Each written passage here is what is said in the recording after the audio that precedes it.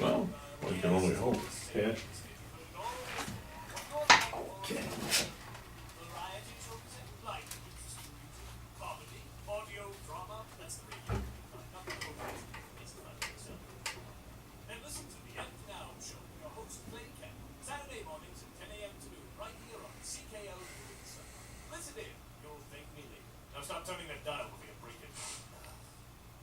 You're listening to Sudbury Student and Community Radio Station, CKLU 96.7 FM, and streaming live at cklu.ca.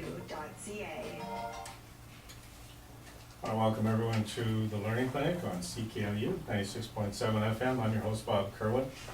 And as usual, it's Monday afternoon, and we are going to try and keep our listeners a little bit more aware of some of the issues and some of the things that they should be paying attention to during this election 2014 campaign. This afternoon, we have Dan Melanson, who is the president of the Greater Sudbury Taxpayers Association. He's also chair of the board. And Dan is going to give us a rundown of some of the things that the Greater Sudbury Taxpayers Association is planning for this election.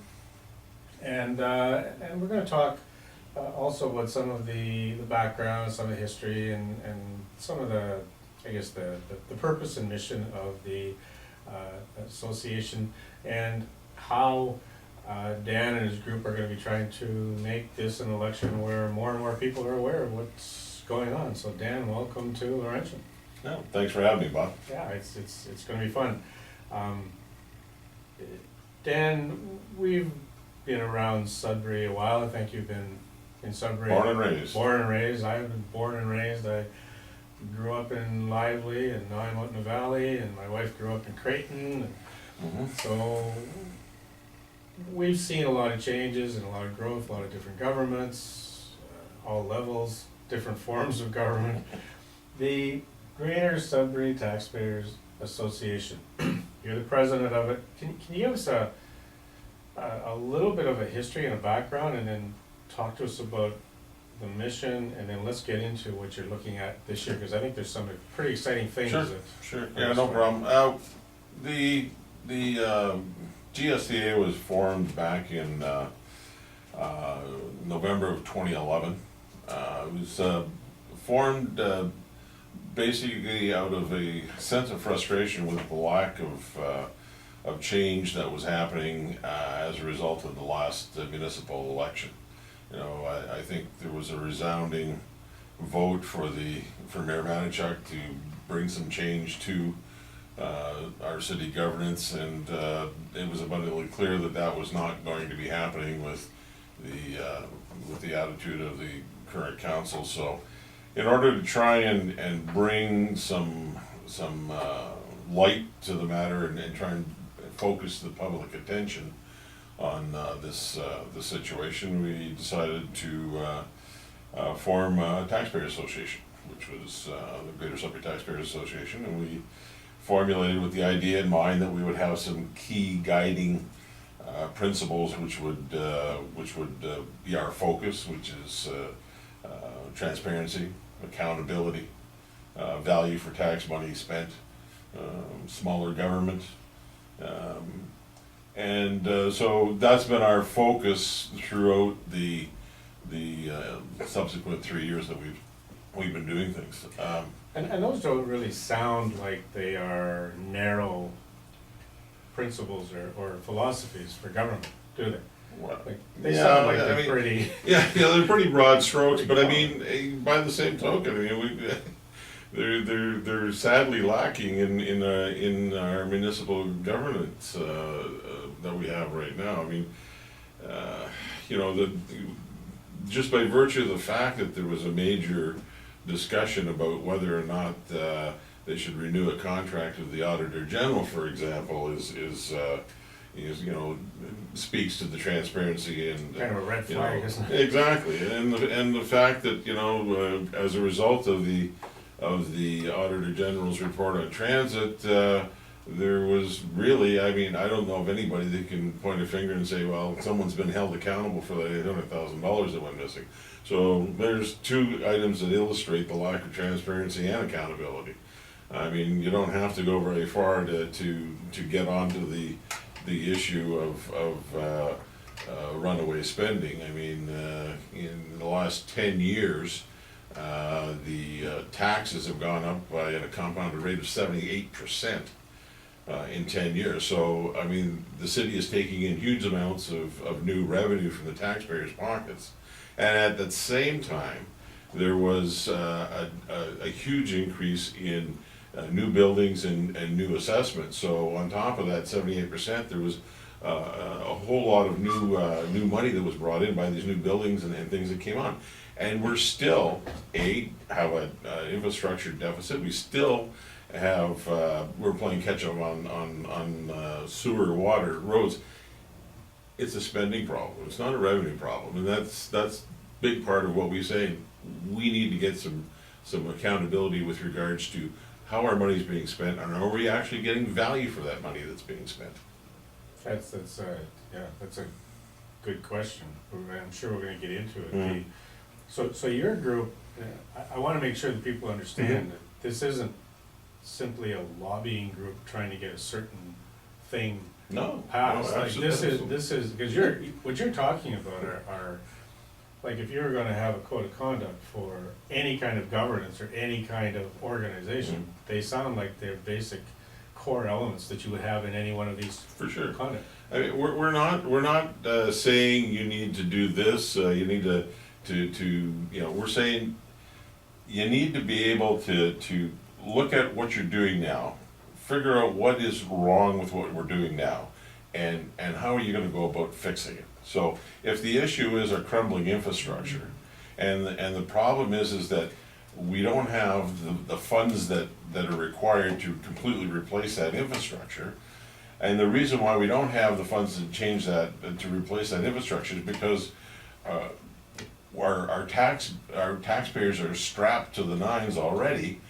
Then maybe we should look at where we're spending that money. Maybe we should reallocate the spending so that we can deal with the deficit of the infrastructure, as opposed to continuing on our merry way and just hitting the easy button and giving us a 2 or 3% tax increase each year, which only is having the effect of driving people out of their homes. I mean, a lot of people on fixed incomes, you know, they paid their mortgage off over 20, 30, 40 years, figuring, okay, well, in our twilight years, we'll be able to live in our home, we won't have to worry about a mortgage payment. And now their tax bill has replaced the mortgage payment, and they're having a hard time staying in their homes. Yeah. That's not right. No, it isn't. And I think one of the figures that you brought up, this compounded interest of, what, 78%? 78% in 10 years. When you take a look at a person living on a fixed income over 10 years in a house, that's the property taxes. Yeah.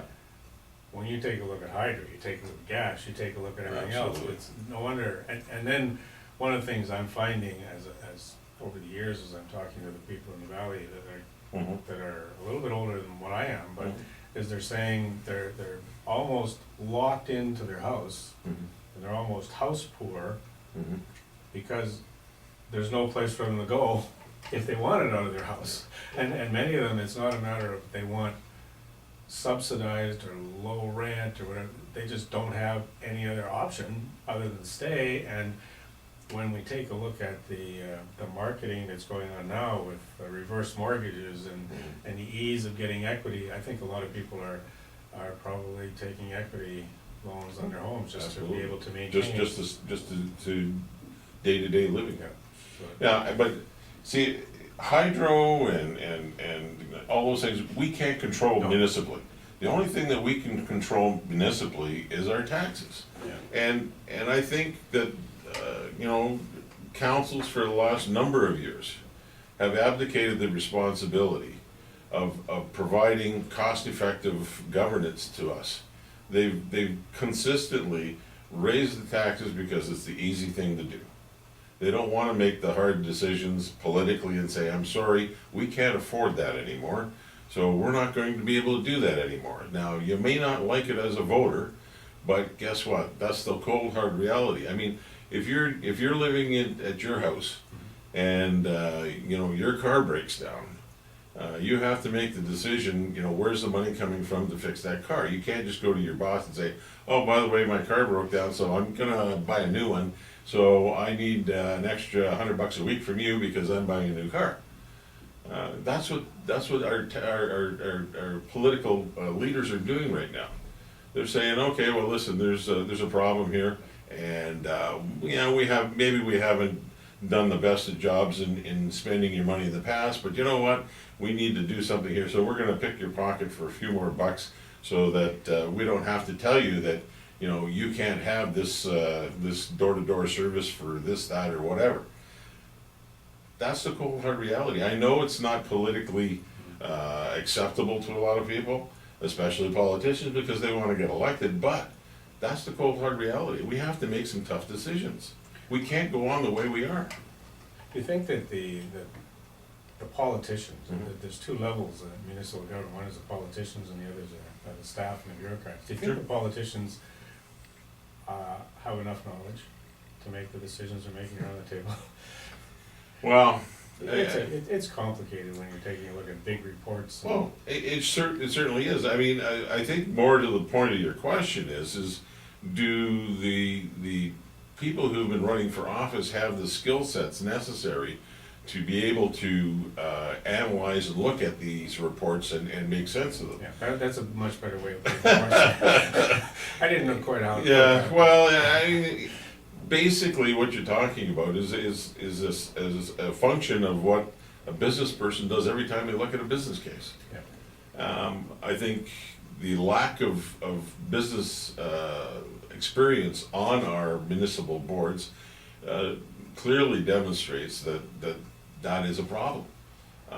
The question is, how do you get more people with a business background to get involved in politics so that you have that base level knowledge so that you can get these decisions made from an unemotional business perspective? And I mean, that's part of the problem, is a lot of these decisions are made based on emotion. Yeah, and it's a tough question to get a person to give up a successful business to go and sit on council, Well, but I mean, hey, if you look at some of the best, the best example of a politician who came from business, had a successful business, and was probably one of the best known politicians in this area, Tom Davies. You know, he ran a garage in Walden for a bunch of years. He saw issues and problems with the way the governance of Walden at the time was going, and he got into politics. And he ended up being probably one of the most influential politicians that this area has ever produced. Yeah. And he came from a business background, and he got into it. Yeah. So it can be done with just how do we go about attracting those individuals to actually throw their hat in the ring and say, okay, listen, this is something I gotta do. And I guess that let's move on to the mission and what some Sure. of your goals are, because it seems as if that's a good segue into it. It's just, Sure. I don't think that a politician should be afraid of the Greater Sudbury Taxpayers Association. I don't think this is you're not out there to strike fear in people's No. hearts. That's my perception anyway, but. Well, right from the get-go, we offered to try and work with anyone at council that wanted to. I mean, we made the offer on our website to give, and those slots are there. Each ward has a slot. We offered every one of the councilors to put whatever they want, whenever they wanted, however they wanted. If we're saying something and they wanted to, but we wouldn't edit it, whatever.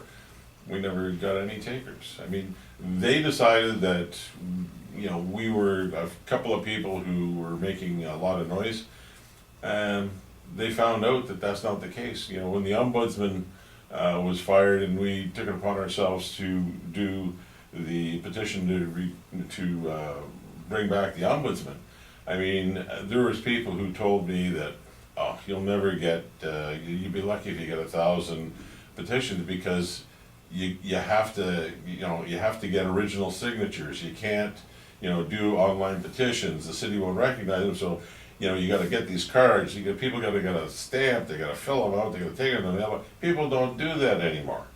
Well, we proved them wrong because it was a strong enough motivating issue that over 9,000 people took it upon themselves to download the petition, print it out, put it in an envelope, mail it to us, or take the cards that we mailed out to them, buy a stamp, fill it out, and take it to the nearest mailbox.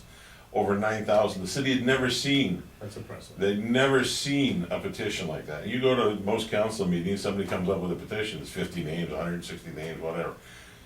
And what kind of response did we get from that council? We walked in with 4 bags, huge bags of these petitions. Not one of them asked a single question, not one of them made a single comment except for Councillor Belly, who took it upon himself to give us the opportunity to present this petition. That must be infuriating too, because I've been in those types of situations where somebody does a lot of work, they come up, they give it, and nobody says anything. There's gotta be questions. Well, I mean, it's annoying, but it wasn't unexpected. I mean, I fully expected that kind of response. Because, you know, that's the mentality that they have. I mean, they don't understand that just because I'm disagreeing with what you're doing right now, doesn't mean I'm your enemy. No. You know, I mean, in business all the time, I negotiate with people that have gotten the better of me last time, and I'll get the better of them next time, and you know, you have a business relationship. It doesn't mean because you got the better of me last time, I'm never gonna have anything to do with you again. That's not the way it works. Yeah. And that, You know, that's petty politicking. I mean, yeah, and eventually after 4 years, nobody's gonna agree with anybody. well, exactly. I mean, So what are we doing well, with this election campaign?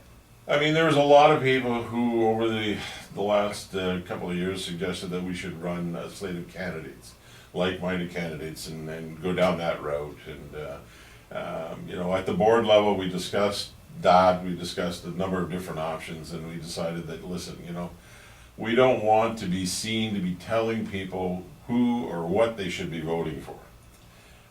So we decided what's the best way to not be doing that and still have an influence on the election. And what we did was we came up with a 4-part program. What we're going to do is we're going to have initially a seminar, which will have a couple of speakers to speak to the importance of civil engagement and why you as a taxpayer or a citizen of Sudbury should get involved in the electoral process and municipal governance on a day-to-day, year-to-year, or election year basis. Hey, let's have them on the show when you do it. Sure. For sure. We can certainly Let's make sure we look at that. I mean, we're just waiting to firm up the last speaker, and as soon as we have that, then we'll nail down the date and we'll get it out, and we'll see if we can schedule something out. The second thing that we're going to be doing is, after that initial seminar, we're going to have another workshop.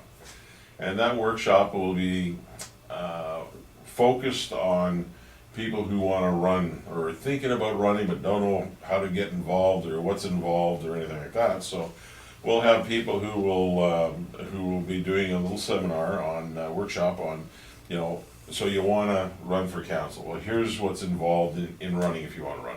This is how and what you should put together, or how you could put together a team to get you elected.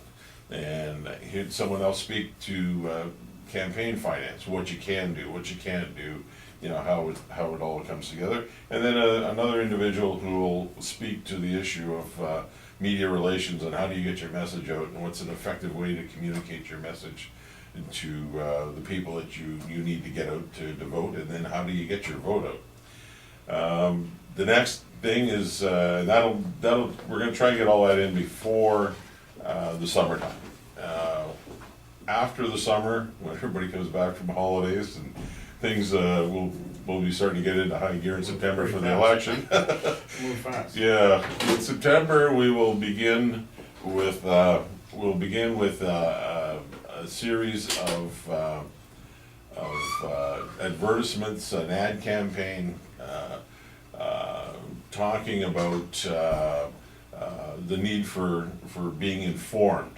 It's the kickoff of our informed voters checklist. We have created a document which, for each ward and the mayor's position, which shows what the incumbent's position was on key issues, how they voted on how they voted on issues, what they said about different issues. And so that'll be all in one package, and then any of the people who are challenging them for their ward or the mayoralty race, they will have the opportunity to respond to the questionnaire, which will deal with the issue. So if you were here when this issue was dealt with, how would you have responded? Would you voted for it, against it? You know, what's your position on it? So you're comparing apples to apples. Here's the incumbent, here's the 1, 2, or 6 challengers, and here's where they run it. So when they come to your door, you can take this document and say, okay, you say you're standing for this, let's talk about this. Take my laptop and have all. That's right. What do you say? So you're gonna have all this online? It's going to be online. It'll be off our website. You'll be able to download it or you know, go to the website and grab it. We're also intending to have printed a number of them out, and they'll be available for people who don't have access for computers. We'll be more than happy to get them out to them. So that's the third part of it. And then the last part is we've all heard the expression, the mayor has only one vote. And that's very true. You know, there's 12 other people in council, and she's only got one vote at the present moment. But the mayor is the only person on council that at the present time could be considered at large. So the mayor is the only person that everyone in the city gets to vote for. So the platform that anyone that's running for mayor puts forward is the only platform that everybody gets to say, yeah, you know what, that's a direction that I want to move in as a citizen, not of Ward 3, 6, or 10, but as a city of Sudbury, that's the direction I think the city as a whole should be moving in. So the ward races have always gotten lost in the level of importance. The Chamber of Commerce does a great job doing the mayoralty debates. Most of the media spend a lot of time focused on who's running for mayor and what they're saying and how it's going. But there's been a lot less media coverage and voter awareness of the ward races. Now, if 12 of the votes that are going to vote either with or against that one person who's running at large are not getting the kind of scrutiny that the mayor's race is, that's a problem. So we're going to try and elevate that, the ward races, to a higher level. We're going to organize ward debates that are going to be consistent across all of the wards, so that, you know, the media will have an opportunity to attend and see how they're going. Anyone who's interested in their ward can come out and see the guys that are running and gals that are running for those ward races and pose some questions if they want. Try to get it to raise the elevation of it to that as close as we can to the mayor's race, so that we end up with a better informed electorate at a ward level as well as the city level. Yeah, no, that's it. That sounds like this has been taking a long time to plan. It's pretty comprehensive. Yeah, well, it's not something we dreamt up overnight. No. We've been working on it a long time. As with, you know, all the issues that we've brought up in the past, you know, the slush funds, before we took a position on the slush funds, we had a legal representative who specializes in municipal governance and I lost the word. Legislation? Well, he's conflict of interest. Right. So, Yeah. so he looked at it from a number of different issues, and he had some real problems with it. Documented them, and based on that legal opinion, we went forward with our position on slush funds, which brought the slush funds to a prominence locally here, where it's still, you know, it continues to be a thorn in a lot of taxpayers' sides. And as a result of our efforts, I believe, the council has on at least 3 occasions modified the rules trying to bring the regulations under which they're dispensing these funds into something that comes close, and they still aren't there, so. No, that's good. So if I'm looking at the survey, Mhm. I'm trying to visualize the survey. Mhm. How have you, I guess you're identifying some of the decisions, some of the issues that are Yeah. are key in Yeah, this election? well, let's go back to Yeah. a couple of things, you know, slush funds, all Okay. right? Who brought up the motion to increase them from 35,000 to 50,000 at the beginning of the term of this council? Okay, who voted to go along with that? Okay, who voted against it? Why did they say they needed to do that?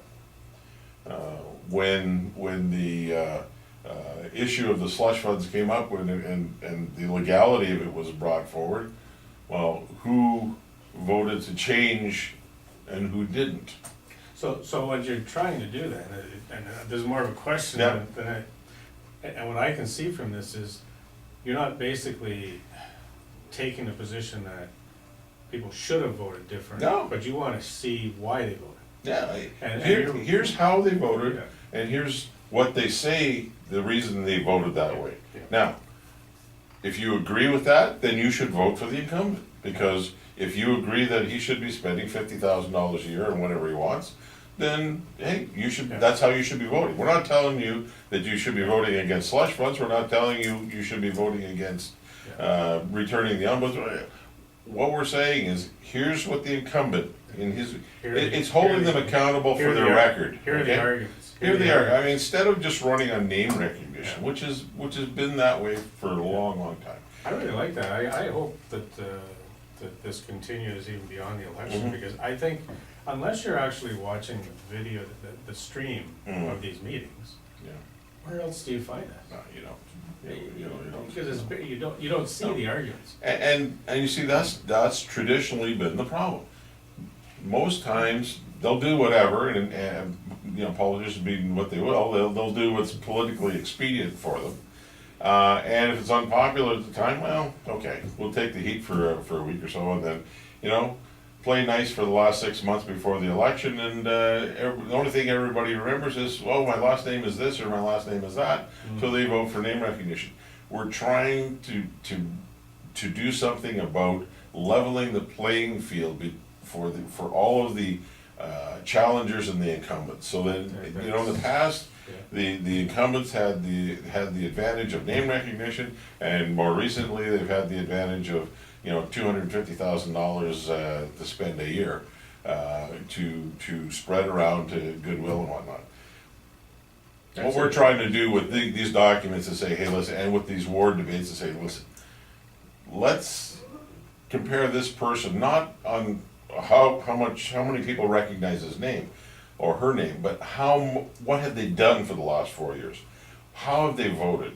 Is that in accordance with what I believe is in the best interest of the city? Or is it in the best interest of that person politically? And you as over here running as a challenger to this individual, here, same scenario, how would you have voted? Yeah. What would you have said? What's your position on it? So now I got, okay, now I can look at something, now I'm informed, now I can make a decision, not solely based on, well, geez, you know, I recognize that name, so maybe I'll vote for that one. Because if the only race that you're getting all of the media attention is the mayor's race, everybody's focused on the mayor's race. So you may go to the voting booth to vote for who you think you want for mayor, and then you haven't really paid a whole lot of attention or know anything about what's gone on in your ward. So what do? It comes to ward time, you look at who am I gonna vote for? Oh, gee, well, that name looks familiar. Who was the last sign I That's saw right. coming into the Boom. parking lot? And not knowing that you voted for someone who may be diametrically opposed to everything that you hold near and dear. So, that's what the whole purpose of this thing is to try and raise that awareness and that level of interest by the voter to get out, and when they check that check mark beside a person's name, it's not because they recognize the name, it's because they recognize the name and what that person stands for. So who's providing the content for the incumbents? We've been attending a lot of council meetings